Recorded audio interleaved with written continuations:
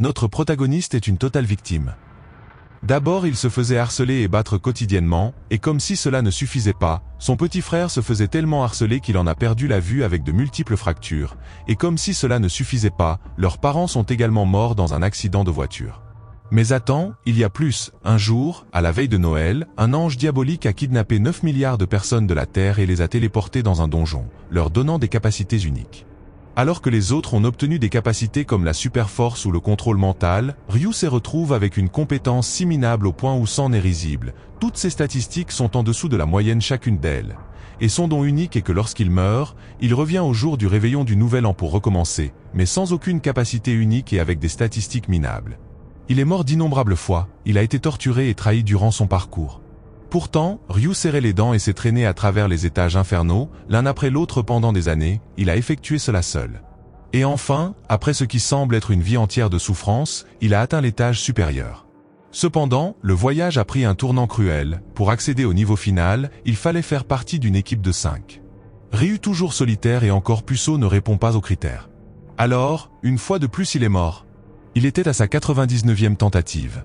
Pourtant le destin en a décidé autrement, l'horloge s'est encore réinitialisée, c'est la veille du Nouvel An, et Ryu se retrouve à nouveau au point de départ avec une dernière chance de changer son destin. Voyant ses mains trembler encore, Ryu ne peut chasser de son esprit le souvenir de la douleur inimaginable qu'il vient de subir. Il ne peut pas croire qu'il est mort parce qu'il était seul à l'étage dernier. C'était presque trop à supporter.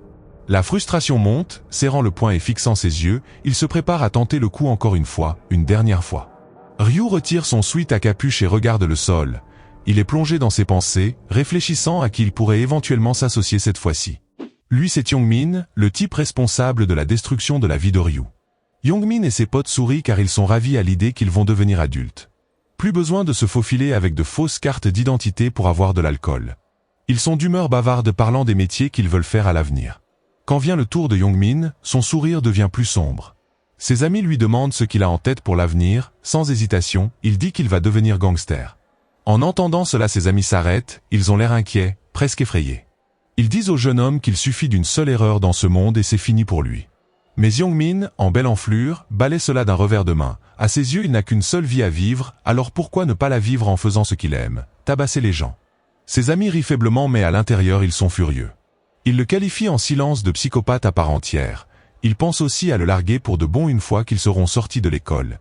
Pour détourner la conversation, un des amis de Youngmin lui demande ce qu'il compte faire de Ryu en l'appelant avec condescendance.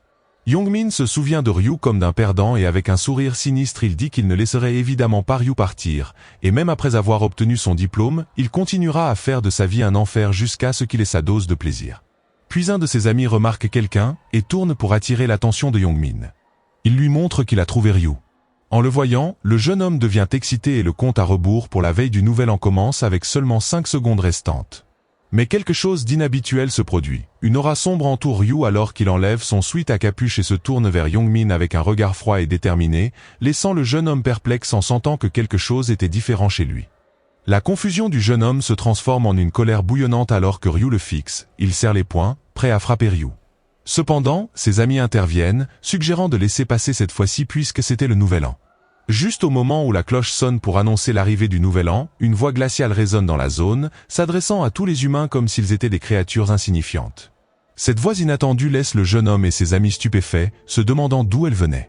Du haut du ciel, un ange descend lentement, vêtu d'une robe blanche immaculée avec des ailes énormes, pour compléter le tableau un œil caché par un morceau de tissu. L'ange regarde la foule avec un sourire amusé. Elle commente que regarder les humains revient toujours à observer des animaux en cage. Pendant ce temps, la foule en bas ne comprend pas ce qui se passe. Certains pensent que c'est un événement organisé pour le Nouvel An, tandis que d'autres sont abasourdis trouvant cela trop réel, et certains sont déjà fascinés par la beauté de l'ange la qualifiant de sexy et de jolie. Ryu de son côté la fixe, même après l'avoir vue pour la 100e fois, sa colère bouillonne toujours en lui. L'ange laisse échapper un léger rire, qualifiant tous les humains de déchets pour être tombés sous le charme de sa beauté. Elle les met en garde de ne pas avoir de pensée lubrique, car elle n'a aucune intention de se mêler à des déchets comme eux, et les gens l'écoutent en silence total glacial. La main posée sur son menton et un regard qui semblait indiquer qu'elle réfléchissait à quelque chose de délicieux, l'ange dit que puisqu'ils semblent tous stupéfaits, cela doit signifier qu'ils peuvent la voir et l'entendre, et donc son jeu peut commencer. Au même moment, un homme ivre hurle sur l'ange, la traitant de merde et maudissant son cosplay. En entendant cela, Ryu a ressenti un sentiment de pitié pour l'homme. L'instant suivant, le sourire chaleureux et charmant de l'ange se transforme en un regard de mort terrifiant. Ses yeux brillent d'un rouge menaçant, elle était en colère, et d'un simple claquement de doigts, la tête de l'homme éclate comme une bulle, éclaboussant son sang sur les personnes à côté de lui. La foule maintenant véritablement horrifiée, éclate en chaos, se dispersant dans toutes les directions. Tout en continuant avec son aura terrifiante, l'ange pointe son doigt vers la foule, elle parla d'un ton glacial en demandant comment un humain insignifiant ose-t-il parler de manière informelle à sa puissante personne. Puis, comme si elle actionnait un interrupteur, son aura revint à son état bienveillant précédent. Elle parla poliment mais avertit fermement la foule qu'ils n'avaient pas le droit de la questionner s'ils ne voulaient pas que leur tête explose comme cet homme malchanceux. La panique commença à submerger la foule comme une vague déferlante. Elle commença à expliquer ce qu'il devait faire et en quoi consistait ce jeu. Ryu, quant à lui, restait frustré car il devait l'écouter encore une fois. Avec un sourire chaleureux et une aura menaçante, elle tendit la main en avant et déclara qu'ils allaient devoir jouer à un jeu simple.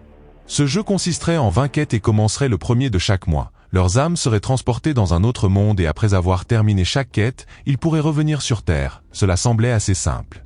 En entendant cela, la foule était confuse, pensant qu'ils pourraient vivre simplement en jouant à un jeu simple. Même Youngmin était un peu en panique.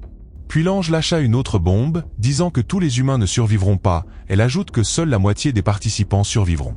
Elle déclara alors fièrement à quel point elle était gentille de sauver la moitié d'entre eux, et Ryu la regarda fixement sans dire un mot. Ensuite, l'ange laissa échapper une autre information choquante, elle ne prendrait pas tous les humains. Avec un sourire malicieux, elle expliqua qu'elle ne prendrait que les humains âgés de 15 à 29 ans. En entendant cela, un homme était incroyablement heureux, faisant des grimaces étranges et criant qu'il était sauvé et qu'il n'aurait pas à mourir. Un des potes de Youngmin attrapa le col de l'homme âgé par frustration et ils commencèrent à se battre. Youngmin paniqué est intervenu pour les arrêter, leur rappelant ce qui était arrivé au gars dont la tête avait éclaté comme une bulle. L'ange se retourna et commença à compter. Au bout d'un moment, elle déclara qu'il y avait au total 1,8 milliard d'humains à participer à cette aventure. Avec un sourire chaleureux, elle claqua des doigts, et l'instant d'après, Ryu se retrouva dans une pièce entourée de blanc. L'ange commença à expliquer que dans cet endroit, les participants pouvaient créer un corps physique exactement comme ils le voulaient, et leurs âmes seraient transférées dans ce corps. Devant un miroir, Ryu créa instantanément un personnage sans trop réfléchir. Utilisant le corps de sa régression précédente, il choisit le pseudonyme La Faux Noire. Une lumière vive couvrit ses yeux et l'instant d'après, un magnifique champ apparut rempli de verdure luxuriante, de forêts et de montagnes. Ryu, avec son personnage raffiné, apparut magiquement dans cet environnement, il avait des cheveux noirs et des yeux perçants rouges. Serrant le poing, il se disait qu'avoir utilisé ce corps tant de fois l'avait rendu presque comme son véritable corps. Lentement, d'autres participants commencent à apparaître dans le paysage. Leurs visages montraient de la peur, de la panique et dans certains cas, de l'admiration pour leur propre transformation. Certains avaient choisi des apparences ressemblant à des stars de cinéma célèbres ou à des personnages incroyablement beaux. Ryu, en les regardant, pense à ses propres choix initiaux. Il se souvenait qu'il avait d'abord opté pour une apparence flashy et séduisante, mais cela avait attiré trop d'attention et à cause de cela, il était mort de manière pathétique. Alors maintenant, il choisit de rester aussi simple que possible, évitant d'attirer l'attention inutilement. Puis les yeux de Ryu se tournèrent vers Youngmin, ce salaud qui rendait toujours sa vie misérable. Dans ce nouveau monde, Youngmin ressemblait beaucoup à son vrai lui, juste plus grand et plus musclé. Il marchait avec un sourire fier et des yeux pétillants. Ryu ne put s'empêcher de sourire en notant que, fidèle à lui-même, Youngmin avait à nouveau amélioré son personnage. Ensuite, l'ange félicita tout le monde pour avoir créé leur corps désiré, mentionnant à quel point leurs expressions craintives la ravissaient. Un homme osa demander, disant qu'il ne semblait pas y avoir 1,8 milliard de personnes ici. Y avait-il une erreur ? En entendant cela, l'ange répondit en riant, qualifiant les humains d'inférieurs, et elle cria, disant qu'elle leur donnait la permission de parler. Elle expliqua qu'il y avait de nombreux anges s'occupant de petits groupes et que ce n'était pas de leur ressort. Elle avertit que si quelqu'un parlait sans sa permission, elle ferait éclater leur tête comme une bulle. En disant cela, elle démarra la quête, puis elle ordonna à tous les humains de dire fenêtre de statue et lorsqu'ils le firent, une fenêtre de statue apparut devant eux. Comme toujours, les statistiques de Ryu étaient minables, avec sa force, son intelligence, son agilité et sa chance, toutes à 3 sans aucune compétence normale ou spéciale. L'ange continua en disant que maintenant que tout le monde avait ouvert sa fenêtre de statue et s'était familiarisé avec ce système spécialement conçu comme un jeu pour que les humains insignifiants comprennent facilement, elle leur donna un sourire maléfique et tendit la main en avant. Elle annonça que s'ils augmentaient leur niveau et franchissaient les 20 manches, ils se verraient accorder un vœu et ils pourraient souhaiter tout ce qu'ils voulaient. En entendant cela, tout le monde, y compris Youngmin, fut stupéfait. Puis, avec un sourire amusé, elle annonça qu'elle allait maintenant donner à chacun leur compétence unique. Devant eux, un cristal apparut, et lorsqu'ils brisèrent le cristal, ils obtinrent leur compétence unique. Lorsque Youngmin brisa son cristal, il fut choqué.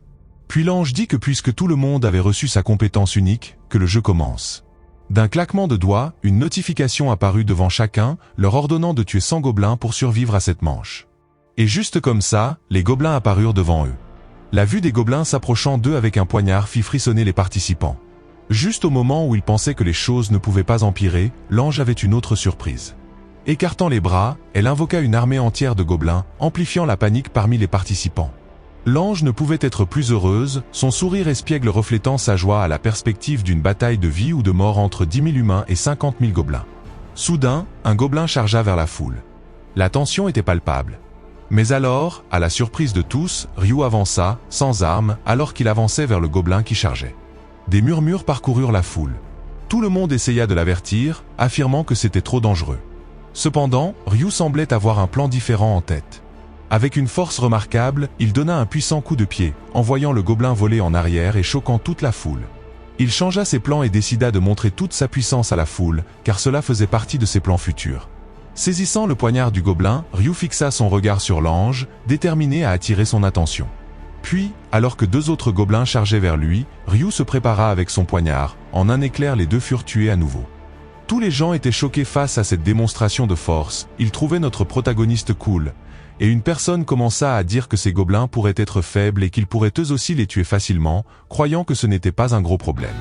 Mais avant qu'il ne puisse finir sa phrase, un gobelin sauta sur lui, il s'avère tout souriant en le poignardant à mort. En voyant cela, tout le monde a commencé à paniquer et à fuir. Pendant ce temps, Ryu continua à éliminer les gobelins sans effort. En assistant à la scène horrifiante des gobelins tuant les humains sans pitié, Ryu savait que maintenant il n'y aurait plus qu'une chose dans l'esprit de ces gens, la survie. Certains essayaient de fuir, mais la zone était protégée par une barrière, rendant toute évasion impossible, d'autres hésitaient à tuer un être vivant, mais pour survivre ils n'avaient pas d'autre choix que de se battre ou de mourir. Ryu expliqua qu'il avait été comme eux autrefois, mais après avoir traversé cette quête 99 fois, malgré sa faiblesse, il connaissait tous les mouvements et les faiblesses des gobelins comme sa poche, ce qui rendait leur élimination facile pour lui. Observant la scène d'en haut, l'ange s'amusait énormément, elle prenait un réel plaisir à voir le chaos entre les gobelins qui sont les tyrans et les humains qui sont les martyrs. Elle commenta à quel point les humains, qu'elle appelait des singes, luttaient contre les gobelins. Bien que les gobelins aient des corps plus petits et plus faibles, armés de poignards, ils semblaient avoir le dessus. Cependant, son regard se posa finalement sur quelqu'un qui déchirait les gobelins comme une tornade. Elle remarqua son pseudonyme, le Faucheur Noir. Elle réalisa qu'il avait déjà abattu 70 gobelins en un temps record. Une pointe d'agacement traversa son visage, la domination de Ryu gâchait son divertissement, mais haussant les épaules elle se dit que cela ne pouvait être évité et se concentra sur d'autres humains luttant pour leur vie. Ryu quant à lui, continua son assaut, devenant une machine à tuer, les gobelins commençaient à le craindre. Profitant de l'occasion, Ryu consulta sa fenêtre de statut, il avait atteint le niveau 4 et avait 6 points de stat à attribuer. Sans hésitation, il déversa tous ses points dans l'agilité, expliquant que l'agilité augmentait non seulement la capacité d'esquive mais aussi la vitesse d'attaque et de mouvement. D'après son expérience, l'agilité est la stat la plus importante en début de partie. Regardant son poignard, il semble que Ryu voulait attirer l'attention de l'ange. D'un lancer rapide, son poignard atteignit sa cible, s'enfonçant dans la tête d'un gobelin. Le bras encore tendu après le lancer, il déclara avec assurance son intention d'éliminer tous les gobelins. Les pauvres gobelins frémirent de peur, sentant la détermination dans sa voix. Sans perdre un instant, Ryu se remit au travail et en un rien de temps, il atteignit son objectif, 100 gobelins vaincus. Après avoir réussi la quête, une lumière jaune éclatante enveloppa Ryu, créant un bouclier protecteur qui tenait les gobelins à distance. Debout avec une expression calme et posée, il remarqua que la première manche était un jeu d'enfant. Il s'était déchaîné, tranchant les gobelins comme un fou juste pour attirer l'attention de l'ange. Mais en vérité, il y avait une autre raison. Avec un sourire en coin, Ryu révéla qu'il visait également une récompense secrète. Le système, impressionné par son temps de réalisation éclair de 10 minutes et 21 secondes, félicita Ryu pour avoir obtenu la première place dans toutes les zones, établissant un nouveau record historique. Assez satisfait de lui-même, Ryu expliqua qu'il avait un atout dans sa manche. En guise de récompense, le système offrit à Ryu un coupon, un véritable atout. Avec celui-ci, il pouvait choisir n'importe quelle arme rare de Baran gratuitement.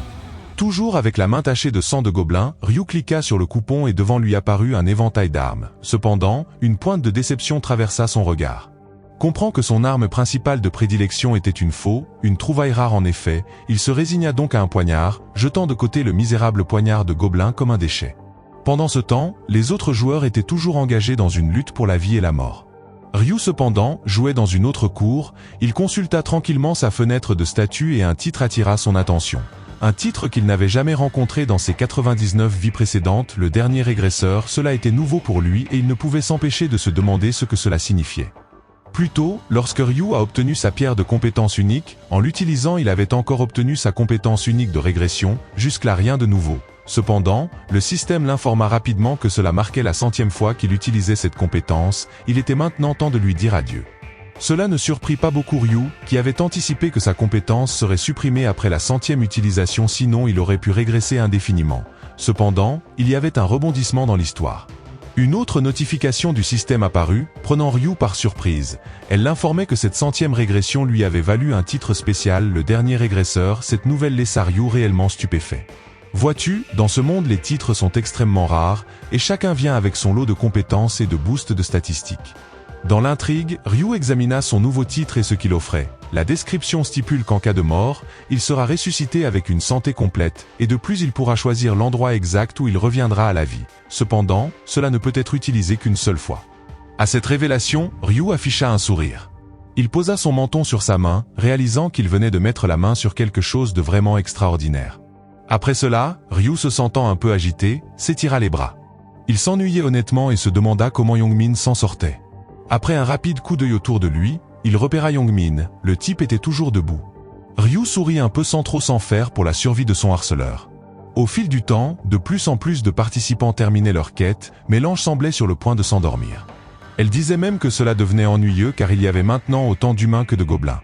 En bas, c'était une toute autre histoire.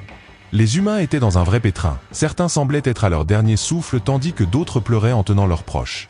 Puis à l'improviste, cet ange espiègle eut une idée malicieuse, elle décida de pimenter les choses. Comme si la situation n'était pas déjà assez grave, la fille aux cheveux noirs regarda avec horreur son mari blessé commencer à disparaître comme s'il se volatilisait. Et ce n'était pas seulement lui. Tous les corps étaient en train de disparaître. Alors que tout le monde essayait de comprendre ce qui se passait, une massive horde de gobelins apparut et se précipita vers les humains, provoquant une pagaille totale.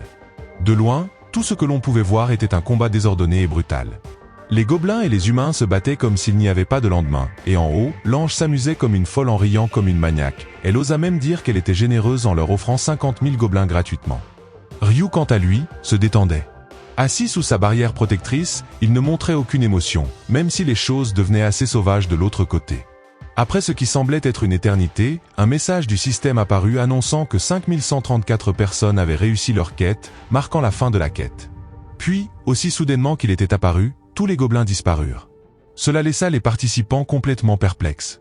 L'ange annonça alors la nouvelle. Puisque la moitié des participants avaient réussi la quête, les autres n'avaient pas cette chance. Et alors qu'elle annonçait cela, les malchanceux commencèrent à s'effacer, leurs cris et leurs supplications remplissant l'air, mais l'ange ne bronchait pas, elle restait là, savourant le drame comme si c'était un divertissement de premier ordre. Ensuite une notification du système apparut, affichant les classements de tout le monde. Ryu était en première position dans le monde entier. Il reçut une autre récompense pour avoir été en tête de liste, soit 1000 pièces d'or. Pendant ce temps, tout le monde regardait Ryu avec des expressions choquées en réalisant qu'il était classé numéro 1. Le moment tant attendu était arrivé, l'ange s'intéressa à Ryu, comme il l'avait espéré. Toute souriante, elle loua Ryu, reconnaissant qu'être classé numéro 1 dans la région mondiale et sous son groupe était un exploit dont il pouvait être fier. L'ange appela Ryu, utilisant son pseudonyme le Faucheur Noir, et lui demanda comment il était devenu si fort.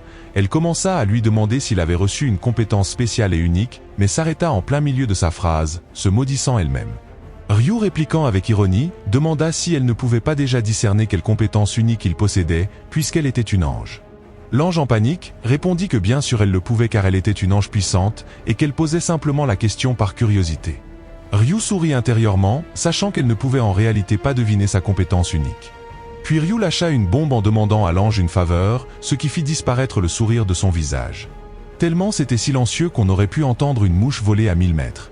Tandis que tout le monde ouvrait grand les yeux choqués par son audace, Ryu déclara que les récompenses en tant que premier mondial étaient un peu minables, et qu'il voulait quelque chose de plus substantiel. La foule n'en croyait pas ses oreilles. Comment pouvait-il parler ainsi à une ange ?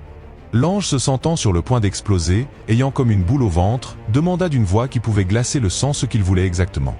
Ryu, toujours imperturbable, dit qu'il veut une meilleure récompense.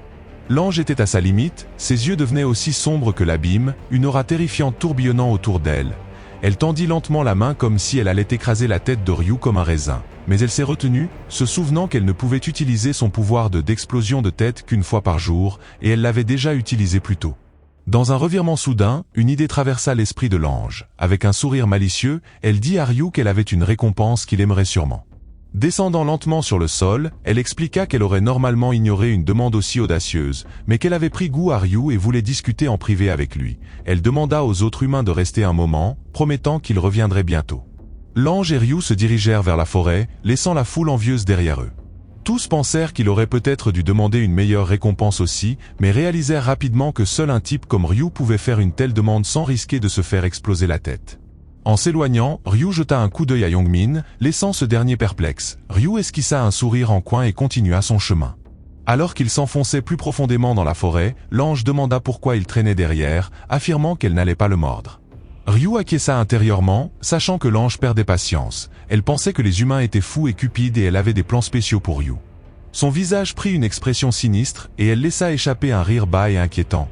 Elle pensait qu'une fois passé un certain rocher, il serait hors de la zone de surveillance et qu'elle pourrait se venger, offrant à Ryu une fin lente et douloureuse.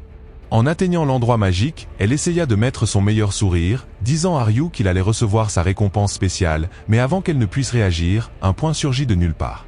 Le coup de poing de Ryu l'envoya valser, faisant de cette créature céleste une véritable épave. L'ange était sous le choc alors que du sang doré s'écoulait de sa bouche, elle n'arrivait pas à comprendre qu'un simple humain avait osé la frapper. Furieuse, elle se reprit et tenta de localiser Ryu, mais il avait disparu. Juste quand elle pensait avoir un répit, Ryu apparut derrière elle, prêt à en découdre. D'un mouvement rapide, Ryu attrapa une de ses ailes d'une main et son cou de l'autre. L'ange, habituellement si en contrôle, paniquait, elle lui hurla de reculer, mais Ryu implacable, lui arracha une aile. La douleur fut si intense qu'elle s'évanouit un instant, et à son réveil, Ryu était déjà en train de lui arracher l'autre aile. Le sang doré gicla partout, et elle ne put s'empêcher de crier de douleur. D'un ton impassible, Ryu lui ordonna de cesser son spectacle dramatique. Il la força au sol, mettant un pied sur son dos et saisissant sa dernière aile. L'ange suppliait et pleurait, mais Ryu ne montra aucune pitié. Avec un dernier coup sec, il arracha sa dernière aile en disant qu'elle ne pourrait plus fuir et qu'ils pouvaient maintenant discuter en paix. L'ange était tremblante, elle se retourna lentement vers lui et Ryu lui demanda si elle avait mal, mais elle ne répondit rien, serrant simplement les dents. Ryu sourit et lui demanda si elle n'aurait pas fait la même chose à sa place, lui infligeant cette douleur en affichant son plus beau sourire. L'ange, paniqué, cria qu'il disait des absurdités et l'accusa d'être fou pour avoir blessé une ange innocente. Mais avec des yeux glacials, Ryu ramassa l'aile déchirée et révéla le poignard caché derrière. Il lui demanda si elle n'avait pas prévu de le tuer avec ce poignard. L'ange, sans voix, fut incapable de répondre.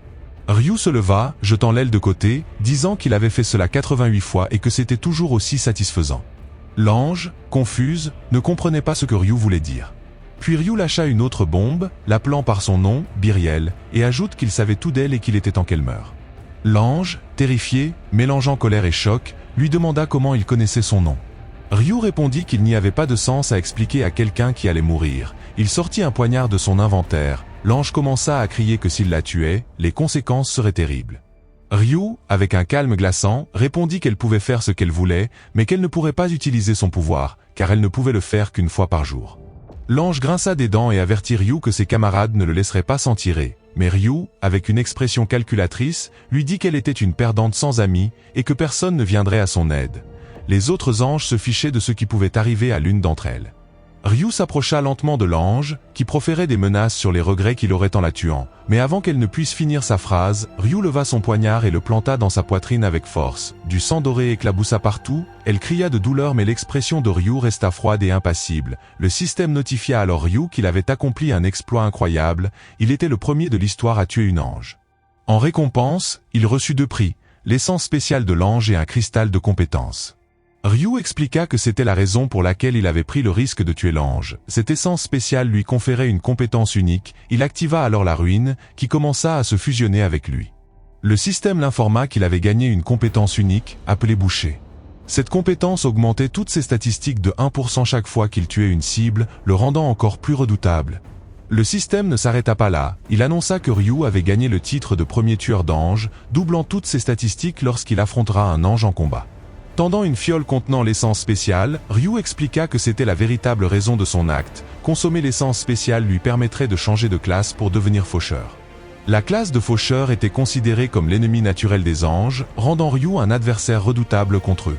Ryu expliqua que dans ce monde, n'importe qui pouvait obtenir une classe, mais que le processus pour y parvenir était entouré de mystères. Les gens découvraient progressivement les critères par essai et erreur. Par exemple, on pouvait acquérir la classe de guerrier en battant un certain nombre de gobelins dans un délai précis. Il y avait un total de 30 classes disponibles, mais certaines étaient uniques et ne pouvaient être obtenues qu'en remplissant des conditions spéciales, comme boire l'essence spéciale d'un ange. Ces classes uniques étaient nettement plus puissantes que les classes standards. Ryu avait exploré toutes les classes lors de ses 99 vies précédentes et avait constaté que la classe de faucheur était le meilleur choix, lui permettant de combattre les anges sur un pied d'égalité à l'avenir. Ryu ne perdit pas de temps à réclamer ses récompenses pour être arrivé premier dans toute la région. Il choisit soigneusement un bonus d'expérience de 3x pour 2 rounds, conscient de son importance. Il possédait déjà des informations précieuses et une bonne quantité d'or, mais il avait besoin de monter en niveau rapidement pour ses futurs plans. Alors que Ryu faisait ses choix, la présence de l'ange commença à s'estomper et une lumière blanche apaisante enveloppa toute la zone. Nous sommes de retour sur Terre avec Youngmin. Il haletait et semblait désorienté, levant lentement la tête en se demandant si tout ce qui s'était passé n'était qu'un mauvais rêve. Cependant, il remarqua quelque chose d'étrange en vérifiant son téléphone. Il découvrit qu'exactement 5h20 s'étaient écoulées, exactement la même durée que dans son rêve. Peu à peu, les autres autour de lui commencèrent à se réveiller avec des maux de tête. Le jeune ami de Youngmin se réveilla également confus, partageant qu'il avait fait un rêve étrange, mais Youngmin observa quelque chose d'encore plus alarmant. En poussant doucement le pied de son ami, il n'obtint aucune réponse. Un autre ami essaya de réveiller l'homme immobile, seulement pour découvrir qu'il était mort, son visage était livide. La panique commença à les saisir alors qu'ils réalisaient que tout ce qui s'était passé dans le rêve n'était pas une simple fantaisie, mais une réalité sombre. Tous ceux qui étaient morts dans ce rêve avaient rencontré le même sort dans la réalité. Cette révélation choquante était trop difficile à supporter et la peur les envahit. Youngmin et ses amis évaluèrent frénétiquement leur environnement, essayant de déterminer quoi faire ensuite et comment ils allaient affronter les défis du mois prochain. Au milieu de la peur et de la confusion, Youngmin tremblait, mais ces tremblements n'étaient pas dus à la peur. Il tremblait d'excitation, une étrange anticipation montant en lui. Il était excité à l'idée que dans ce monde, tout le monde était égal, que ce soit un président ou une célébrité. Dans ce monde, la force était reine et il pouvait faire ce qu'il voulait. Il pouvait tuer qui il voulait. Pendant ce temps, ses amis pleuraient et paniquaient, effrayés de mourir comme vierges s'ils ne réussissaient pas à compléter la quête le mois suivant. Mais Youngmin les réprimande, leur disant qu'il n'était pas le seul à faire face à ce problème. Il les exhorta à rester calmes et expliqua que tout ce qu'il avait à faire était de tuer quelques monstres pour survivre au prochain round. C'était aussi simple que de tartiner du beurre sur du pain. En entendant cela, ses amis n'en croyaient pas leurs oreilles et pensaient que Youngmin était fou dès le départ, mais maintenant il semblait encore plus fou. L'un d'eux soupira et l'appela un psychopathe en disant qu'avec sa vie misérable, il ne manquerait à personne s'il mourait sur le champ. Après tout, il avait des tonnes de choses qu'il voulait faire. Youngmin prêta peu d'attention à leurs paroles, il scrutait la foule. Ses amis lui demandent alors ce qu'il cherche. Il s'avère qu'il cherchait son punching ball personnel, Ryu. Il se demanda où ce petit coquin avait bien pu aller, il l'avait certainement vu se diriger dans cette direction avant de s'évanouir. Pourrait-il être mort avant même de passer le premier round ? Mais ne le trouvant toujours pas, il haussa calmement les épaules. Cela lui semblait logique qu'un perdant comme lui n'ait pas survécu. Quelque chose dans la foule attira son attention, il vit un homme en armure médiévale. Youngmin ne comprenait pas qui était ce type et où il avait bien pu déterrer cette armure dépassée, mais ensuite, il réalisa que cela ne pouvait signifier qu'une chose, les fenêtres de statue fonctionnaient également ici. Dès qu'il donna la bonne commande, sa fenêtre de statue avec ses caractéristiques apparut devant lui. Il n'en revenait pas que cela ait fonctionné. Youngmin cria immédiatement à ses amis d'essayer d'activer leur fenêtre de statue, car cela fonctionnait ici aussi. Ils furent à nouveau choqués que cela fonctionne. Voyant leurs actions, les autres firent de même, mais tout le monde se demandait si cela signifiait qu'ils pouvaient utiliser toutes leurs statistiques et objets sur Terre. Pour tester cela, Youngmin ramassa un petit caillou sur le sol et le serra dans sa main, il se brisa en petits morceaux et les restes de la pierre se transformèrent en poussière qui sortit de ses doigts. En voyant cela, il laissa échapper un sourire maléfique. Des heures plus tard, les dernières nouvelles furent annoncées dans le journal du matin à l'échelle nationale. Plusieurs anges avaient été vus dans le monde entier et sur 1,8 milliard de personnes âgées entre 15 et 29, près de 500 000 personnes étaient mortes du jour au lendemain, tandis que le reste avait acquis des pouvoirs mystérieux, bouleversant le monde entier. Ryu marchait dans la rue avec un visage sérieux, lisant les nouvelles sur son smartphone. Il se dit à lui-même que ce n'est que le début, le vrai chaos était sur le point d'arriver. Le véritable problème résidait dans le fait qu'au premier round, les gens ne devenaient pas si forts, ils atteignaient juste le niveau d'un athlète professionnel. Le véritable chaos commencerait au deuxième round, lorsqu'ils obtiendraient des pouvoirs magiques, donnant lieu à de nombreuses activités criminelles, car les armes modernes ne fonctionneraient pas sur eux. Ryu n'allait pas rester les bras croisés et regarder le monde sombrer dans le chaos. S'il laissait les choses en l'état, la Terre serait probablement en ruine avant l'arrivée du 20e round. Il n'y avait qu'une solution, il devrait contrôler les autres joueurs en les dominant et en les transformant en ses sbires. Avec une expression sérieuse, il réalisa qu'il devait rassembler ses 5 coéquipiers le plus tôt possible et qu'il avait déjà quelques-uns en tête, mais ensuite, il se dit que ce n'était pas important pour le moment. Il y avait quelque chose d'encore plus important à faire. Alors il partit avec détermination en direction de chez lui. Il atteignit sa maison et frappa à la porte de l'immeuble dans l'un des quartiers de Séoul. Personne ne répondit ou n'ouvrit la porte, alors il récupéra la clé de sa cachette et entra. L'intérieur était sombre et il remarqua une nouille instantanée non mangée. Il s'approcha lentement de sa chambre. Là, son petit frère Ken dormait paisiblement et insouciant sur le sol. En le voyant, Ryu ne put s'empêcher de sourire chaleureusement. Il était content que son petit frère soit en sécurité et dorme paisiblement. Il continua à veiller sur son frère endormi avec affection pendant un moment. Ryu expliqua que le nom de son frère cadet était Ken et qu'il était en 3e année de collège. D'un ton triste, il ajouta que leur famille avait autrefois été assez ordinaire et heureuse, mais qu'après la mort de leurs parents dans un accident de voiture, beaucoup de choses avaient rapidement changé pour eux. L'un des changements les plus drastiques avait été que Ryu était devenu le seul membre de la famille et tuteur de son petit frère. En examinant son petit frère, Ryu remarqua un pansement qui se décollait de sa main et des ecchymoses sur ses épaules, comme si quelqu'un l'avait battu. Ryu recolla le pansement doucement et resta là, perdu dans ses pensées. Le matin arriva et Ryu réveilla son petit frère, l'informant qu'il était l'heure de se lever. Ken, encore somnolent, se demanda pourquoi il était réveillé si tôt, surtout qu'il n'avait pas de cours aujourd'hui. Voyant la paresse de son frère, Ryu tira la couverture, le réveillant en sursaut. Ryu expliqua qu'il n'avait pas le temps de dormir et qu'il expliquerait tout plus tard. Pour l'instant, il ordonna à Ken de se dépêcher de s'habiller car il devait partir de toute urgence. Le visage toujours sérieux, Ken prit son temps, ne comprenant pas pleinement ce qui se passait. Il bâilla et demanda où ils allaient, mais Ryu, avec une expression grave, lui dit qu'il n'avait pas le temps de se détendre et que le monde entier était en chaos. Ken se demanda si quelque chose n'allait pas avec la cérémonie du Nouvel An qu'il allait assister, mais Ryu insista pour qu'il sorte de la maison en premier, promettant d'expliquer tout plus tard. En descendant la rue étroite, Ken ne put s'empêcher de remarquer un changement significatif dans le comportement de son frère. Ryu, habituellement insouciant et facile à vivre, semblait inhabituellement sérieux. Ken sentit que quelque chose d'inhabituel s'était produit, mais il hésita à demander, pensant que Ryu finirait par partager ce qu'il avait en tête, puis Ryu se tourna vers son petit frère et lui demanda s'il était au courant de ce qui se passait dans le monde. En entendant cela, Ken fut confus, se demandant ce qui avait pu se passer pendant qu'il dormait. En état de panique, Ryu exhorta son petit frère à vérifier les dernières nouvelles sur son smartphone.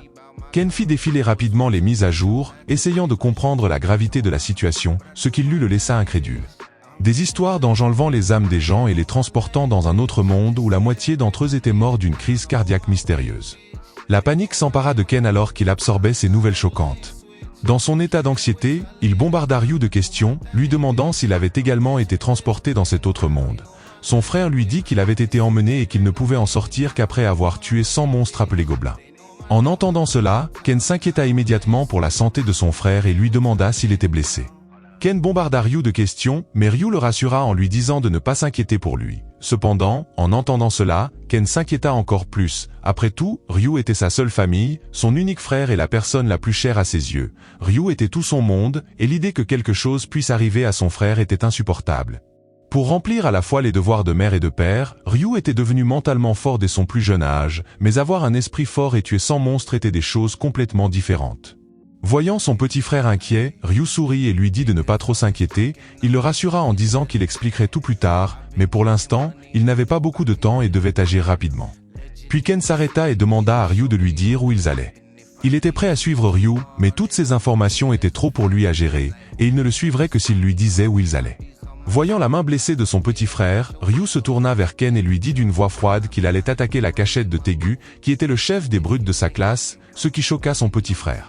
N'y croyant toujours pas, Ken demanda à son frère s'il savait vraiment cela. Ryu répondit en demandant s'il pensait vraiment qu'il ne l'aurait pas découvert. Ken mordit sa lèvre, réalisant qu'il pensait avoir bien caché son secret, mais il s'avéra que son frère savait tout du harcèlement. Ken s'assit d'inquiétude, pensant qu'il ne voulait pas impliquer son frère dans sa vie, surtout que Ryu lui-même était harcelé et avait des difficultés. De son côté, Ryu, voyant son petit frère triste, s'excusa dans ses pensées et se dit qu'il n'aurait pas dû savoir cela en premier lieu, mais il avait découvert cela lors de la première régression après être revenu du premier round.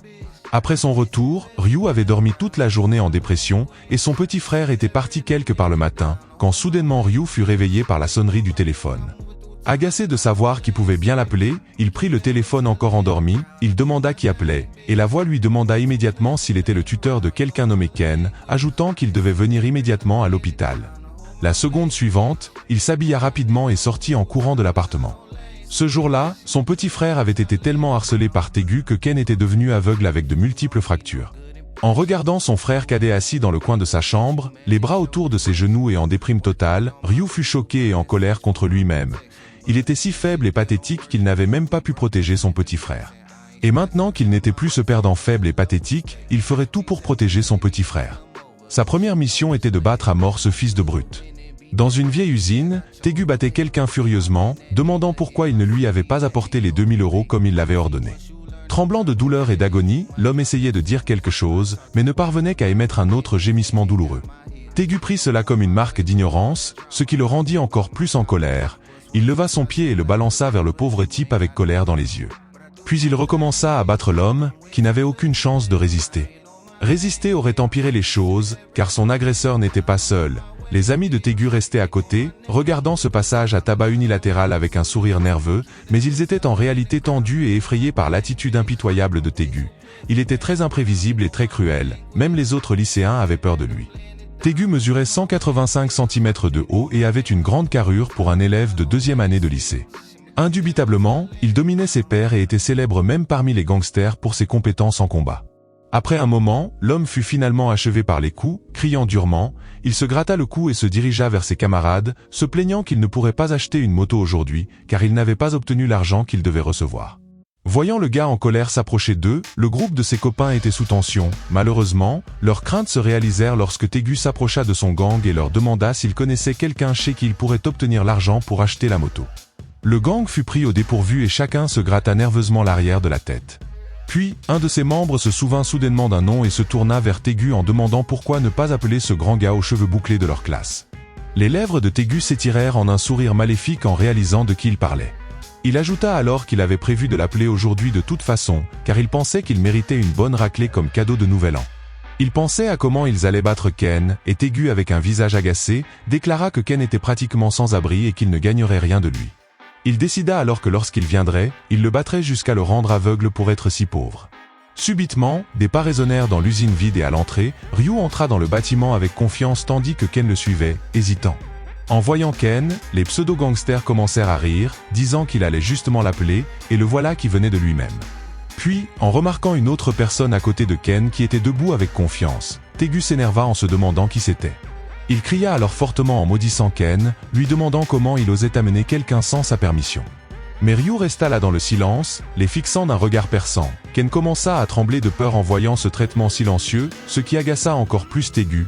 Il s'approcha lentement de Ken en lui demandant s'il avait amené un autre garçon de course, mais avant qu'il ne puisse dire quoi que ce soit, Ryu fit un pas en avant avec un sourire sur le visage et déclara avec confiance qu'il était son frère aîné. Tegu rit puis se tourna vers Ken qui se tenait derrière son frère aîné, et Ryu lui rappela qu'il lui avait déjà dit de surveiller son langage s'il ne voulait pas se faire tabasser. Avec un sourire moqueur sur le visage, Tegu serra les poings et dit à Ken que lui et son frère allaient mourir aujourd'hui. Puis, se tournant vers un de ses larbins, il hocha la tête et leur ordonna d'agir. L'un de ses sous-fifres, ne réalisant pas dans quoi il s'engageait, hocha la tête avec un sourire heureux, tandis que Tegu se tenait derrière avec les bras croisés, son larbin s'approcha lentement de Ryu et commença à se moquer de Ken, lui demandant si son frère avait déjà tué une fourmi auparavant. Maintenant face à face avec Ryu, il compara leur taille, disant à quel point il était petit et que Ryu était même plus petit que Ken. Mais avant qu'il ne puisse finir sa phrase, un coup de poing lourd vola vers lui, et la seconde suivante il se retrouva par terre, du sang s'écoulant de son visage et de sa bouche. Voyant la défaite de son ami, l'autre gars se précipita immédiatement vers Ryu, ayant l'intention de le frapper de son poing. Cependant, Ryu esquiva son attaque et le frappa à la mâchoire avec son poing. Le coup était si fort que le gars poussa un cri de douleur et vola sur quelques mètres, heurtant des débris derrière lui. Au même moment, le premier gars, qui s'était déjà remis du coup, ainsi que le reste du gang, qui criait de colère, se précipitèrent à nouveau vers Ryu. Cependant, cette attaque conjointe ne servit à rien du tout, car tout ce qu'ils reçurent aura été 2 coups de poing en plein visage, les laissant pleurer de douleur. En même temps, Tegu regardait ses camarades se faire battre et ramper sur le sol en gémissant de douleur. Puis il passa devant les membres tombés et s'approcha de Ryu. Avec un sourire narquois, il demanda à Ryu s'il agissait de manière aussi confiante parce qu'il avait suivi une formation de boxe quelque part, mais cela ne suffirait pas pour le vaincre, car peu importe les compétences de Ryu, il ne pourrait pas surmonter la différence de catégorie de poids. Tegu mesurait 185 cm et avait une carrure robuste, tandis que Ryu mesurait 165 cm et semblait frêle. La différence de catégorie de poids était évidente et on pouvait facilement prédire l'issue du combat entre les deux sans même le regarder. Cependant, à la surprise de Tegu, Ryu n'avait pas l'air effrayé du tout. Avec un sourire sur le visage, il se tourna vers le grand homme et lui demanda s'il ne regardait pas les nouvelles. Entendant cette absurdité, Tegu chargea vers Ryu avec son poing, mais à sa surprise, Ryu l'esquiva sans effort, puis Tegu lança des coups de poing et des coups de pied à répétition, mais Ryu esquiva tous sans difficulté. Maintenant, sa vision devenait floue et il respirait lourdement, se demandant avec colère pourquoi il ne pouvait pas toucher Ryu une seule fois. Le poing de Ryu s'illumina d'une aura bleue, puis il se tourna vers Tegu et dit que s'il avait regardé les nouvelles, il aurait su qu'attaquer un joueur comme lui était un suicide. Le moment suivant, il lança un coup de poing éclair qui frappa la mâchoire de Tegu, l'envoyant en arrière, mais cela ne suffirait pas pour le vaincre. Tegu se précipita à nouveau pour attaquer Ryu avec un cri féroce et des injures. Cependant, à sa surprise et à sa confusion, son coup ne toucha pas la cible car Ryu avait soudainement disparu. Incapable de croire ce qui se passait, il essaya de se retourner avec horreur sur le visage. Avant qu'il ne puisse réagir, Ryu lança un autre coup de poing au visage de Tegu. Avec un gémissement douloureux, Tegu se frotta le nez, et du sang commença à couler de sa bouche et de son nez avec une dent cassée. Voyant ses dents cassées, il cria de colère, déclarant qu'aujourd'hui il allait tuer Ryu et que ce ne serait pas une mort paisible. Il avait l'intention de le torturer avant de porter le coup final. Il lança à nouveau un coup de poing vers Ryu, mais cette fois, Ryu n'esquiva pas l'attaque. Au lieu de cela, il attrapa la main de Tegu, le laissant sous le choc. Ryu commença à lancer une série de coups de poing vers Tegu, et derrière lui, les sous-fifres de Tegu étaient surpris. Tegu remarqua que Ryu ne frappait que son visage, essayant de l'humilier devant son gang. Cette réalisation alimenta sa colère, et il chargea à nouveau vers Ryu, mais cette fois, Ryu donna un coup de pied à Tegu avec une grande force. Tegu vola et s'écrasa contre le mur, le coup de pied était si fort qu'il tenait son cou, luttant pour respirer avec des dents cassées, il tremblait de douleur et de la salive sortait de sa bouche. Ryu marcha lentement vers Tegu avec un regard froid et demanda « Est-ce que ça fait très mal ?» Ryu était consumé par la colère, car lors de ses régressions précédentes, lorsqu'il était faible, il avait vu son petit frère se faire harceler et brutalement battre à plusieurs reprises. Ses souvenirs le hantaient et il ne pouvait pas les oublier. En approchant lentement de Tegu qui était terrifié, balbutiant en lui disant de ne pas s'approcher. Tegu tenait toujours son cou et suppliait Ryu de ne pas le frapper davantage, disant qu'il était désolé. Cependant, Ryu ne continua pas l'assaut physique. Au lieu de cela, avec un sourire chaleureux sur le visage, il tint doucement les mains de Tegu et demanda « Veux-tu m'épouser ?» Il continua en disant que Tegu n'aurait pas dû s'en prendre à son frère. Avec un craquement, un son déchirant résonna dans l'usine, et Tegu commença à hurler de douleur. Ryu avait brisé tous ses doigts et Tegu était en agonie en serrant sa main, mais le tourment ne s'arrêta pas là, Ryu attrapa l'autre main de Tegu, le laissant terrifié, et avec un autre craquement, il brisa les autres doigts de Tegu. Celui-ci se mit à crier de manière maniaque. En assistant à cette scène impitoyable, tous les larbins de Tegu s'enfuirent de terreur, et même Ken, qui regardait, trouva cela trop horrible à supporter. Avec une expression sérieuse, Ryu avertit Tegu de ne plus jamais toucher un seul cheveu de Ken. Tegu, en pleurs, promit qu'il ne le ferait plus jamais, mais alors, Ryu commença à sourire, une expression très heureuse, il attrapa à nouveau Tegu, déclarant qu'il pourrait changer d'avis à l'avenir, alors il devait s'assurer que Tegu ne les embêterait jamais. Avec cela, il brisa également le poignet de Tegu. Ce dernier hurla d'agonie pendant des heures. Ryu marchait avec son petit frère qu'il appela avec hésitation par son nom. Ryu s'arrêta et Ken, surpris, lui demanda comment il avait fait cela et s'il avait appris un art martial dans un autre monde. En entendant cela, Ryu sourit légèrement et répondit que, tout comme les nouvelles l'avaient dit, les joueurs pouvaient utiliser leurs capacités dans le monde réel. Comme exemple, il montra sa main, qui brillait d'une lumière dorée éclatante. À ce moment-là, une dague noire apparut dans sa main, ce qui fit écarquiller les yeux de Ken de surprise. Voyant la dague apparaître magiquement dans la main de Ryu, Ken devint très excité et curieusement, avec des yeux scintillants, lui demanda comment Ryu avait fait cela. Ryu, avec un sourire bienveillant, répondit que c'était l'une des compétences qu'il avait acquises de l'autre monde et que tous les autres joueurs pouvaient l'utiliser. Ryu rangea la dague dans son inventaire. Ken se souvenait de ce qui s'était passé à l'usine et demanda avec la même voix surprise si Ryu avait également appris toutes ces nouvelles techniques de combat de cet autre monde. Ryu répondit qu'il n'avait appris aucune technique de combat et qu'il avait pu faire cela parce qu'il était plus rapide qu'eux. Son niveau de dextérité avait atteint 11, ajoutant que l'agilité des gens normaux était d'environ 3 points, tandis que celle des athlètes professionnels pouvait atteindre 10 points. La sienne était de 11, il était donc maintenant aussi rapide qu'Usain Bolt. Ken suivit son frère et demanda ce qui se passerait s'il montait de niveau, et Ryu répondit qu'il ne le savait pas car il n'avait pas encore atteint ce niveau, et que ce n'était qu'en montant de niveau qu'il pourrait trouver cette réponse, mais au fond de lui, il connaissait la réponse. Dans sa 13e vie, il avait tout raconté à son petit frère sur ce qui se passerait dans le futur et qu'il était un régressé. À cause de cela, Ken était devenu la cible des autres joueurs et avait été kidnappé par un joueur.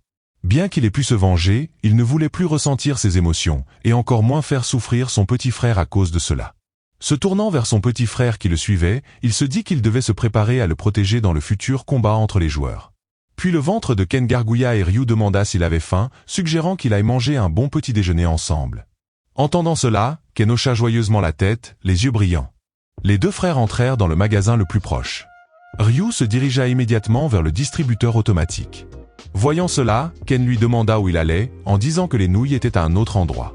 Mais Ryu se retourna et lui dit d'attendre quelques minutes. Il se rendit au distributeur automatique et inséra sa carte. En regardant l'écran, il pensa que c'était tout ce qu'il avait pu économiser jusque-là. Son solde était de 133 134 won, soit environ 99 €. Après avoir sélectionné un montant de transaction de 100 000 won, il appuya sur le bouton pour confirmer la transaction. En voyant les gros billets dans les mains de son grand frère, Ken fut surpris et lui demanda pourquoi il avait besoin de tant d'argent. Ryu répondit qu'il en avait besoin pour quelque chose. Les deux atteignirent alors une zone vendant des aliments de qualité supérieure, et Ryu demanda à Ken pourquoi il ne choisissait pas quelque chose d'ici. En entendant cela, Ken fut surpris, disant que tout ici était très cher, même la nourriture la moins chère coûtait 20 €. Mais Ryu rassura son petit frère en disant que c'était le nouvel an et qu'il devrait manger de bons plats pour profiter de la journée. Hésitant, Ken demanda s'ils auraient encore assez d'argent pour les dépenses courantes s'ils dépensaient autant en nourriture. Ryu répondit avec un sourire de ne pas s'inquiéter de l'argent et de simplement acheter ce qu'il voulait, car il avait une manière de gagner beaucoup d'argent. Ken, excité, prit un paquet de viande de porc en disant qu'il avait toujours voulu goûter cela, et aujourd'hui, enfin, il pourrait le faire. Ryu regardait de loin son petit frère heureux avec un sourire chaleureux. Puis Ryu s'approcha de Ken, qui rayonnait de bonheur, et suggéra qu'il aille ensemble au restaurant un jour pour commander du rôti de bœuf. Mais Ken, souriant du plus beau sourire que Ryu ait jamais vu, répondit qu'il n'en avait pas besoin, car il avait plus que suffisamment avec ce qu'il avait acheté aujourd'hui. En voyant son frère si heureux, Ryu se dit qu'il devait attendre seulement 5 jours, après quoi il pourrait donner à son adorable petit frère autant de nourriture qu'il le voudrait. Il lui donnerait tellement de viande qu'il en serait fatigué d'en manger. Plus tard, Ken prenait un morceau de viande avec ses baguettes et le mettait sur une cuillerée de riz. En prenant une bouchée et en mâchant, il dit joyeusement que c'était délicieux, vraiment délicieux. Ryu était vraiment heureux de voir son petit frère heureux. Puis soudainement, Ryu se leva de son siège et dit à Ken d'attendre ici car il avait une chose très importante à faire. Ken lui demanda où il allait, mais Ryu lui dit qu'il le saurait dans une seconde.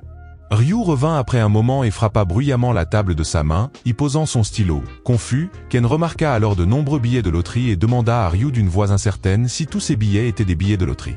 Ryu répondit que oui, ça l'était. En ouvrant le capuchon de son stylo, Ken demanda d'une voix inquiète combien de billets Ryu avait acheté, et Ryu répondit 20. En entendant cela, Ken paniqua, réalisant que son grand frère venait de dépenser toutes ses économies en billets de loterie. Il demanda à Ryu avec inquiétude comment il pouvait faire cela et si c'était sa façon de gagner de l'argent. Ryu expliqua calmement à son frère qu'il devait lui faire confiance et juste regarder. Ensuite, il prit un stylo et commença à entourer les numéros sur les billets de loterie. Ken était perplexe en voyant Ryu entourer des numéros sur tous les billets de loterie. Inquiet, Ken demanda à Ryu pourquoi il entourait des numéros sur chaque billet. Ryu répondit avec un sourire que ces numéros étaient les gagnants. Les deux frères étaient assis chez eux avec les billets de loterie sur la table. Ryu feuilletait calmement son téléphone tandis que son frère tenait nerveusement le téléphone dans une main. L'annonce du tirage de la loterie était diffusée depuis son téléphone. Ken se rongeait les ongles de souci en fixant l'écran de son téléphone avec la diffusion en direct. Il pensait qu'ils seraient en difficulté s'ils ne gagnaient pas un seul billet de loterie, car ils avaient gaspillé tout leur argent. Lorsque la diffusion en direct commença, Ken devint encore plus nerveux et Ryu le réprimanda de ne pas être si nerveux et d'arrêter de se ronger les ongles. Ken dit qu'il aurait mieux fait d'acheter de la meilleure nourriture avec cet argent. Puis les animateurs annoncèrent que le premier numéro gagnant était le 3, et Ken arrêta de se ronger les ongles, le deuxième numéro était 18 et le troisième était 9. Ken était choqué en voyant les numéros correspondre à ceux sur les billets de loterie que Ryu avait achetés. À mesure que tous les numéros furent révélés, Ken comparait les numéros sur le billet de loterie avec ceux sur l'écran du téléphone. Il était submergé par l'émotion, regardant alternativement le téléphone et le billet avec un bonheur intense. Il demanda à Ryu si c'était un rêve. Ryu répondit que ce n'était pas un rêve et dit à Ken qu'il lui avait bien dit qu'il avait une façon de gagner de l'argent. Réalisant que ce n'était pas un rêve, Ken leva haut la main, tenant le billet de loterie, et cria joyeusement qu'il avait remporté le premier prix. Ryu lui dit alors d'arrêter de crier, car s'ils étaient entendus par les voisins, ils pourraient avoir des ennuis. Ken s'arrêta à mi-chemin. Ryu demanda alors chaleureusement à Ken s'il était heureux, et Ken répondit que bien sûr, il était heureux, et demanda à Ryu s'il ne l'était pas. Ryu répondit avec un sourire qu'il l'était, mais il ne semblait pas du tout excité. Il expliqua qu'il était également comme Ken lorsqu'il avait gagné la loterie pour la première fois lors de sa 15e régression. Mais après l'avoir répété plusieurs fois, cela était devenu plus un processus obligatoire ou un événement annuel. Ryu se dit qu'il devait gagner de l'argent rapidement, car après la mort de 900 millions de personnes et les échanges d'objets entre les joueurs, l'économie allait s'effondrer comme jamais, mais ce n'était pas la fin de la surprise. Ryu avait remporté le premier prix avec tous les 20 billets. Tenant maintenant les 20 billets gagnants, Ken était sous le choc, demandant à Ryu que cela ne semblait toujours pas réel et de combien serait le montant total. Ryu répondit qu'il ne savait pas, mais avec un sourire, il dit que le montant était si grand qu'il allait ébranler le monde entier. Ryu descendit du bus et marcha dans la rue, il vit bientôt un grand bâtiment devant lui. C'était la succursale principale de la banque BBBC où il devait recevoir son prix. Normalement, il aurait été nerveux avant d'entrer, mais peut-être parce que c'était la 85e fois qu'il recevait le grand prix. Cette fois, il n'était pas du tout nerveux. La banque était bondée de clients, mais aucun d'eux n'était un gagnant de loterie. Ryu se rendit à la réception dans le hall du nouveau bâtiment et s'approcha de l'employé de service, lui disant qu'il était là pour collecter son prix de loterie pour la première place. En entendant cela, l'employé sourit et le félicita pour ses gains. En même temps, il se demanda comment le gars en face de lui, qui ressemblait à un étudiant, avait pu obtenir le prix de la première place. Repoussant ses pensées et cherchant quelque chose sur l'ordinateur, l'employé demanda à Ryu où il avait acheté son billet, ce à quoi il répondit que c'était à la supérette de Yonhui. En entendant les mots de Ryu, l'employé s'exclama sous le choc, incapable de croire ce qu'il avait dit. Son esprit revint immédiatement à une conversation avec son collègue qui lui avait dit que cette fois quelqu'un avait remporté le premier prix pour 115 jeux et tous les premiers prix. Cependant, son supérieur lui avait strictement ordonné que, lorsque ce client viendrait, il devait le traiter comme un invité VIP. Les pensées de l'employé furent interrompues par la voix de Ryu lui demandant s'il allait bien, et l'employé répondit en panique qu'il l'était, et dit à Ryu de simplement attendre 1 minute. Quelques minutes plus tard, un homme d'âge moyen apparut devant Ryu, souriant et le remerciant d'avoir attendu. Après avoir serré la main de Ryu, il se présenta comme Guan Juno, disant qu'il était le président de la banque. Ryu répondit simplement que son nom était Ryu. Le président dit que, puisqu'il avait remporté le prix de la première place, il devait le féliciter personnellement. Ryu remercia souriant l'homme pour ses félicitations.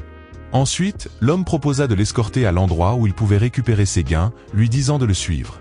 Alors qu'il approchait de la porte avec un panneau indiquant « Équipe de vente de billets de loterie », le président annonça qu'il était arrivé à l'endroit. Dès qu'ils entrèrent, ils furent immédiatement accueillis par l'une des employées qui se leva et s'inclina pour saluer le président, remarquant un jeune homme à côté. Le président se présenta et introduisit Ryu, disant qu'il était le gagnant de la première place et qu'il était venu récupérer son prix. Il demanda aux employés de s'assurer que leur invité se sent à l'aise. Surpris de voir un homme parler si familièrement avec le président, la femme avait du mal à croire que l'homme en face d'elle avait remporté la première place pour 115 jeux. Une fois remise de son excitation et de ses doutes, elle se calma et se dit qu'elle devait faire de son mieux pour satisfaire le client. Après l'avoir salué, elle invita Ryu à s'asseoir avec un sourire. Ryu s'installa confortablement sur la chaise devant elle. Elle lui demanda s'il souhaitait boire quelque chose, mais Ryu répondit simplement qu'il préférait aller droit au but et récupérer son prix. L'employé, ne perdant pas de temps, lui demanda de lui fournir les billets gagnants pour qu'elle puisse confirmer qu'il était bien le gagnant. Ryu lui tendit immédiatement une pile de billets gagnants qu'il avait apportés. En les regardant, la femme ne pouvait pas croire qu'il avait misé tout sur une seule combinaison. Cela ne pouvait signifier qu'une chose, soit le gars avait décidé de tout risquer, soit il pouvait voir l'avenir. Après avoir terminé la confirmation, l'employé déclara que tout était en ordre et qu'il pouvait recevoir le prix pour la première place. Cependant, la question suivante de Ryu sur le montant qu'il recevrait fit geler la fille. Prononcer un tel chiffre semblait absurde. Après une seconde de silence, elle répondit d'une voix tremblante que son prix était de 22,5 milliards de won, soit environ 15 millions d'euros. Après avoir reçu son prix, tout alla très vite. la première chose qu'il fit fut de chercher un endroit où déménager. Ce soir-là, il ouvrit un compte en bourse car, ayant des informations sur l'avenir, il savait que le prix du Bitcoin allait augmenter de 500% le mois suivant. Il prévoyait donc d'investir son argent dedans. De retour à la maison, Ryu montra à son jeune frère des photos de leur nouvelle maison et lui demanda s'il l'aimait. Avec bonheur, Ken répondit que c'était incroyable, ajoutant qu'il n'avait jamais vu une maison aussi grande et belle en personne. Mais Ken était confus à propos d'une chose. Il demanda à Ryu pourquoi il avait signé un contrat de location alors qu'il avait assez d'argent pour acheter une maison. Ryu répondit qu'il n'avait plus d'argent car il avait tout dépensé. Cette phrase fit figer Ken sur place, et Ryu ajouta calmement qu'il avait tout investi dans le Bitcoin. En entendant cela, Ken se figea à nouveau, incapable de comprendre comment son frère pouvait dire si facilement qu'il avait investi 15 milliards de won dans le Bitcoin. Ryu s'approcha alors de son frère, devenu une statue, et lui tapota l'épaule en lui assurant qu'il ne l'avait pas fait sans réfléchir et qu'il savait que le prix du Bitcoin allait augmenter. Il dit à Ken de ne pas s'inquiéter. Puis, en le tapotant sur l'épaule, il ajouta de ne pas s'inquiéter car il avait vu un rêve. Dans ce rêve, il avait vu de nouveaux numéros de billets de loterie et il pouvait toujours gagner de l'argent à la loterie. Après les paroles de son frère aîné, les yeux du naïf Ken brillèrent d'admiration, croyant tout ce que Ryu disait. Réalisant cela, il attrapa immédiatement Ryu par les épaules et commença à le secouer avec excitation, lui demandant de ne jamais oublier ses numéros. Ryu se libéra tant bien que mal de l'emprise de son petit frère, pensant en lui-même qu'il ne pouvait pas les oublier même s'il le voulait, après l'avoir répété un nombre incalculable de fois. Ryu se tourna vers son frère et lui suggéra de manger dehors. Avant de partir, Ken demanda avec confusion où ils allaient, et Ryu répondit avec un sourire qu'ils déménageaient dans leur nouvelle maison aujourd'hui. Au même moment, dans un lieu inconnu, un jeune homme frappait violemment un mur, créant un grand trou.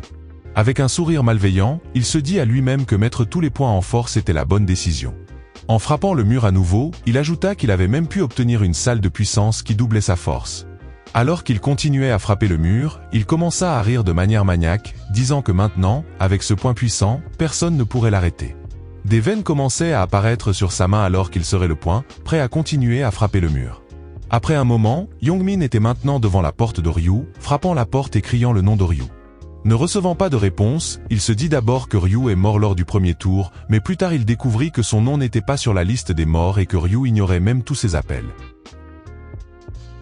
Ryu se tourna vers son frère, qui s'était déjà un peu installé, et lui demanda s'il aimait la maison.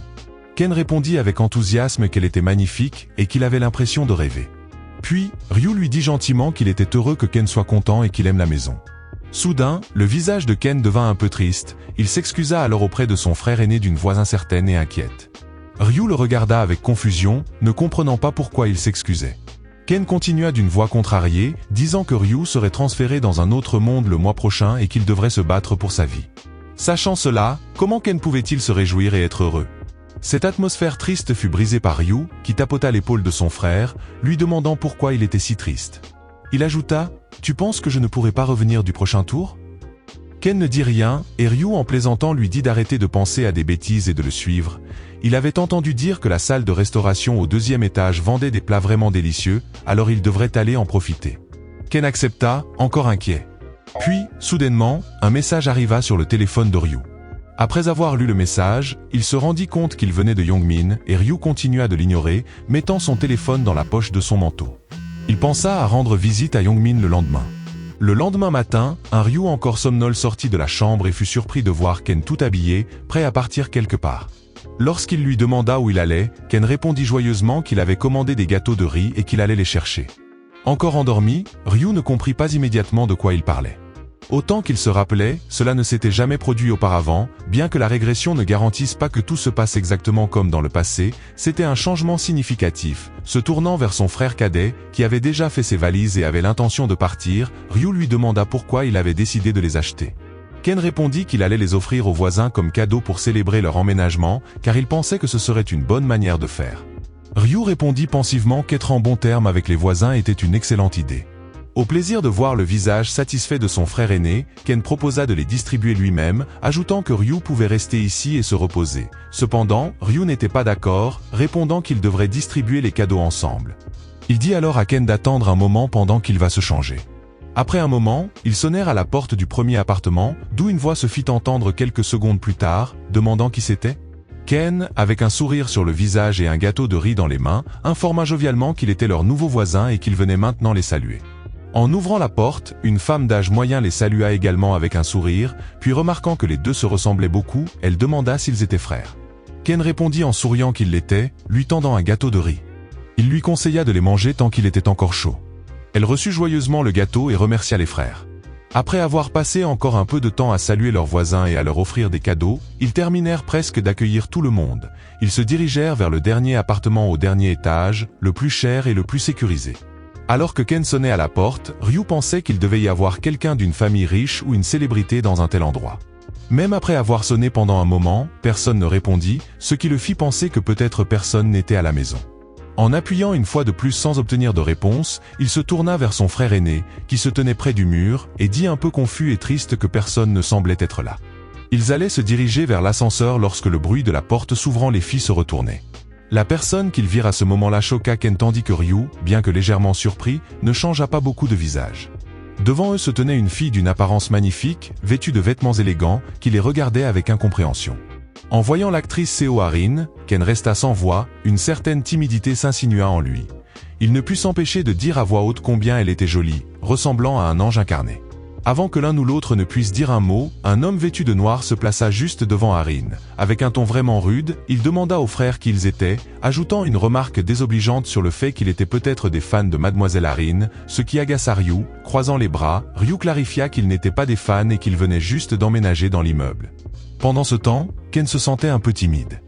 Puis Ken, tout joyeux, tenta de tendre un gâteau de riz en signe d'amitié, mais le garde du corps ne l'accepta pas. Il arrêta rudement Ken au milieu de son geste et dit clairement qu'il ne voulait rien. Pour couronner le tout, il dit aux frères de se mêler de leurs affaires et de ne pas les déranger. Il tourna simplement le dos et s'en alla, mentionnant que Mademoiselle Harin n'aimait pas les sucreries, ce qui laissa les frères insultés. Ensuite, le garde du corps ouvrit la porte de l'appartement de Harin et lui dit d'entrer. Elle le suivit, mais ne put s'empêcher de jeter un regard désolé aux frères. Ryu était de plus en plus énervé par toute cette histoire. Il ne savait peut-être pas qui étaient ces gens, mais le comportement grossier de cet homme lui tapait sérieusement sur les nerfs. D'un autre côté, Ken restait là pratiquement sans voix. Ce n'était pas seulement parce qu'il se sentait insulté, mais aussi parce qu'il avait réalisé que la femme qu'il regardait n'était autre que son idole, Harin. Ses yeux brillaient de bonheur, et il n'en croyait pas de la voir en personne. Pendant ce temps, Ryu était confus, se demandant qui elle était. Étant célibataire et puceau, et un peu asocial, il n'avait pas beaucoup de connaissances sur les personnes célèbres. Alors, Ken expliqua avec excitation à Ryu qu'elle était Harin. Harin était assise sur son canapé, regardant les nouvelles sur son téléphone. Les informations sont remplies de rapports sur la mort mystérieuse de certains acteurs célèbres, morts subitement d'une crise cardiaque pendant la nuit. Elle reconnaît que certains d'entre eux étaient ses amis. Elle ressent une terreur grandissante en se demandant ce qui se passe dans le monde. Elle pose son téléphone sur son lit, toujours rempli d'inquiétude et d'une pointe de peur, et commence à penser à comment elle a à peine survécu à ce tour, tout cela grâce à son garde du corps. L'idée de tuer ces maudits gobelins de ses propres mains la terrifie encore. Pour alléger l'ambiance, elle pense en plaisantant que si elle était morte aujourd'hui, son nom aurait peut-être été dans les nouvelles. Voyant l'expression inquiète d'Harin, son garde du corps lui demande ce qu'elle a en tête. Elle esquive initialement la question, mais le garde du corps s'assoit à côté d'elle et l'encourage doucement à partager ses pensées, lui assurant qu'il sera toujours là pour l'écouter. Avec une expression sombre, Harin confesse qu'elle pense à comment le monde a changé de manière drastique et à comment elle pourrait mourir au prochain tour. En entendant cela, le garde du corps la rassure, soulignant que son travail est de la protéger et qu'elle peut compter sur lui. Harin sourit chaleureusement en réponse et exprime une gratitude sincère pour son soutien indéfectible. Harin explique que lorsque la compagnie lui a assigné un garde du corps, elle avait supposé qu'il était là simplement pour la surveiller. Cependant, elle reconnaît que sans sa présence, elle n'aurait peut-être pas survécu au premier tour. Elle partage un moment léger avec son garde du corps, mentionnant que les nouveaux voisins qui ont apporté des gâteaux de riz avaient l'air délicieux, mais son garde du corps répondit qu'elle deviendrait laide et grosse si elle mangeait des choses comme ça. Harin répondit qu'il était acceptable de prendre le gâteau et qu'il ne l'aurait pas mangé. Le garde du corps avait été trop rude envers les frères, et ils auraient pu se sentir mal et insultés. Le garde du corps répliqua qu'il connaît bien des gens comme eux, ils essayaient juste d'être amicaux pour des raisons égoïstes, et s'ils avaient accepté le gâteau de riz, il les aurait dérangés sans arrêt. Mais Harin, se souvenant des visages des frères, pensait qu'ils n'avaient pas l'air d'être de mauvaises personnes. Elle remarqua alors quelque chose à propos de l'un des deux voisins. L'un d'eux semblait plus âgé, probablement au-dessus de 15 ans, ce qui signifiait qu'il devait avoir tué 100 gobelins pour survivre. Le garde du corps répondit qu'il devait effectivement les avoir tués, et c'est pourquoi il était encore en vie. Harin paniqua un peu en pensant à quel point Ryu était incroyable pour être si calme après avoir traversé une expérience si cruelle et infernale. En entendant cela, le garde du corps répondit en riant que tuer 100 gobelins n'était pas si difficile, et que ceux qui ne les avaient pas tués étaient simplement des idiots. Mais Arin savait intérieurement que ce n'était pas facile de tuer 100 gobelins pour des personnes normales. Le garde du corps réussit à se débrouiller ainsi car il était un combattant expérimenté ayant reçu une formation professionnelle. Arin commença à penser à ce gars nommé le Faucheur Noir. Devant lui, son garde du corps ressemblait à un enfant. Le Faucheur Noir était tout simplement trop puissant et elle avait presque de la peine pour les gobelins, voyant à quel point le Faucheur Noir les tuait brutalement. Puis elle se demanda qui pouvait bien-il être dans la vie réelle et à quoi il ressemblait. Un mois plus tard, nous sommes maintenant le 31 janvier. Ryu est maintenant dans son lit et Ken tient la main de son grand frère avec inquiétude, lui demandant de promettre qu'il reviendra vivant quoi qu'il arrive. Ryu répondit en souriant de ne pas s'inquiéter, car il était trop fort pour mourir même s'il le voulait, et même un dieu ne pourrait le tuer. Malgré ces paroles, Ken était toujours inquiet.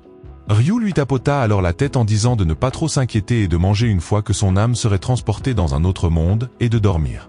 Quand Ken se réveillera, Ryu serait là à ses côtés. Avec cela, la vision de Ryu devint bleue et il fut transporté à nouveau avec le reste des survivants.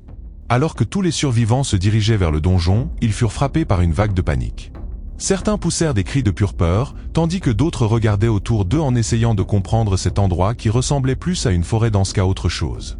Puis, une des filles du groupe remarqua Ryu et l'appela comme étant celui qui était classé numéro 1 au dernier tour.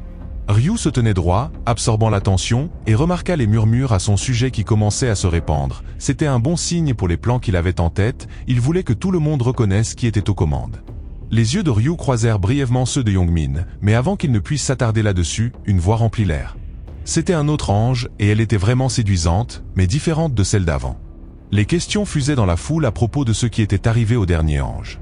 La nouvelle ange afficha un sourire amical et expliqua que l'ange précédent avait disparu pour des raisons inconnues et qu'elle était là pour la remplacer. Voyant son sourire, les nerfs de la foule commencèrent à se calmer. Peut-être que cet ange ne serait pas aussi cauchemardesque que le dernier, pensait-il, mais cet espoir fut de courte durée. Son sourire se tordit en quelque chose de sinistre et d'un geste délicat en touchant ses lèvres, elle laissa échapper un rire effrayant. D'un geste décontracté, elle présenta la nouvelle quête. Il devait choisir un chef de zone en 3 heures. En voyant cela, tout le monde était confus, mais ils remarquèrent ensuite que tous les gens de ce tour pouvaient passer, contrairement au tour précédent où la moitié d'entre eux étaient morts. L'ange, voyant les regards confus des joueurs, sourit et décida de leur expliquer la quête. Elle expliqua que ce tour ne concernait pas le combat. Tout le monde pouvait s'en sortir simplement en choisissant un chef de zone. Le chef choisi aurait le pouvoir de commander n'importe qui dans sa zone à faire ce qu'il voulait, y compris ramper par terre ou mourir. N'est-ce pas une compétence géniale ? Demanda-t-elle en regardant autour d'elle les joueurs. Pendant qu'elle donna les détails, un gars aux cheveux verts écoutait attentivement et un autre type, tout en muscles avec un tatouage sur le cou, semblait assez agacé. L'ange conclut en disant qu'elle reviendrait dans 3 heures pour le vote pour décider du chef. Le gars aux cheveux verts, un peu tremblant, leva la main et demanda si c'était vraiment si simple, juste voter pour un chef et ils pouvaient tous vivre. Le sourire de l'ange devint un peu méchant lorsqu'elle confirma que c'était juste un vote, et puis ils seraient tous de retour sur Terre, sains et saufs. En entendant cela, tout le monde se réjouit et commença à célébrer en disant que cette fois, personne ne mourrait. Ryu, derrière, resta sérieux. L'ange leur souhaita bonne chance, puis elle disparut et le compte à rebours de 3 heures commença. Les joueurs restants étaient toujours heureux car personne ne mourait aujourd'hui, sauf Youngmin, qui était furieux. En grinçant des dents, il dit qu'il était prêt à combattre et à tuer des monstres. Voyant Youngmin en colère, son ami lui dit paniqué de laisser tomber, car l'ange les laisserait vivre s'ils votaient simplement. Alors pourquoi Youngmin se plaignait-il autant ? Youngmin, toujours en colère, répondit qu'il avait utilisé tous ses points pour se renforcer et qu'il ne pouvait même pas frapper quelqu'un, il était juste trop frustré. Ryu observait ce déchet de loin, pensant en lui-même qu'en toutes ses 99 vies, Youngmin était toujours la même tête brûlée, puis il se détourna en murmurant qu'il s'occuperait de lui quand le moment sera venu. Ryu remarqua que tout le monde discutait de qui voter et quoi faire, mais cela ne l'intéressait pas. En se dirigeant vers la forêt, il continua en disant qu'il avait une chose encore plus importante à faire, choisir une classe. La classe de faucheur, le dieu de la mort, et pour cela, il devait atteindre le niveau 10 en 3 heures. Juste à ce moment, un gobelin portant un chaperon rouge apparut. La prise de Ryu sur son poignard se resserra, il provoqua le gobelin, le défiant de s'approcher. Le gobelin chargea et, sans émotion, Ryu trancha son cou aussi facilement qu'un couteau chaud dans du beurre. Puis le système le notifia qu'il avait gagné des points d'expérience avec 15 pièces d'or et que toutes ses statistiques avaient augmenté de 1% grâce à la rune du massacre. Debout à côté du gobelin tombé, Ryu savait ce qu'il devait faire. Il avait 3 heures pour atteindre le niveau 10 et choisir sa classe. C'était la seule façon pour que son plan fonctionne. Alors qu'une autre bande de gobelins s'approchait, Ryu prépara son poignard. Il ne put s'empêcher de sourire en voyant les gobelins approcher, comme un enfant attendant une part de gâteau délicieux. Et le moment suivant, Ryu commença le massacre unilatéral des gobelins. Après 1 heure à malmener les gobelins, Ryu essuya le sang de son visage et vérifia l'heure. 1 heure de passé, murmura-t-il pour lui-même, puis il ouvrit sa fenêtre de statut. Il fut surpris de voir qu'il avait atteint le niveau 9 et accumulé 8 points de statut déjà, bien plus vite qu'il ne l'avait prévu. Sans hésitation, il mit tous ses points en agilité. Étant donné que ses statistiques de base étaient assez médiocres et qu'après avoir vécu 99 vies, son sens du combat était devenu si aiguisé que son corps se déplaçait seul pendant les batailles, il avait besoin d'agilité pour soutenir son corps. C'est alors qu'il remarqua quelque chose et se retourna avec un regard sérieux. Quelqu'un le suivait depuis un moment pendant qu'il était absorbé dans le combat. Normalement, il ne se préoccupait pas des distractions car il était tellement concentré sur la bataille, mais cela était nouveau. Cela ne s'était pas produit dans ses vies, alors il se dit qu'il devait vérifier cela. Avec un regard sérieux, pointant son poignard ensanglanté vers le buisson, Ryu dit qu'il ne sait pas qui ils étaient, mais maintenant qu'ils doivent se montrer. S'ils ne sortent pas, ils devaient se préparer à une mort douloureuse.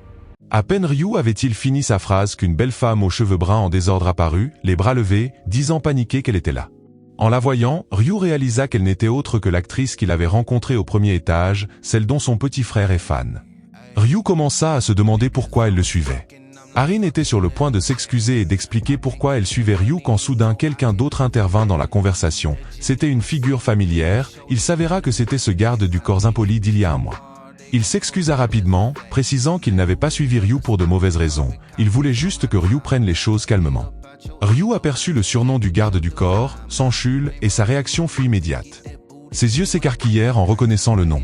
Sanshul était le bras droit de Gyeonglok, le fils aîné de la plus grande corporation de Corée, également connu sous le surnom redoutable de Démon Céleste.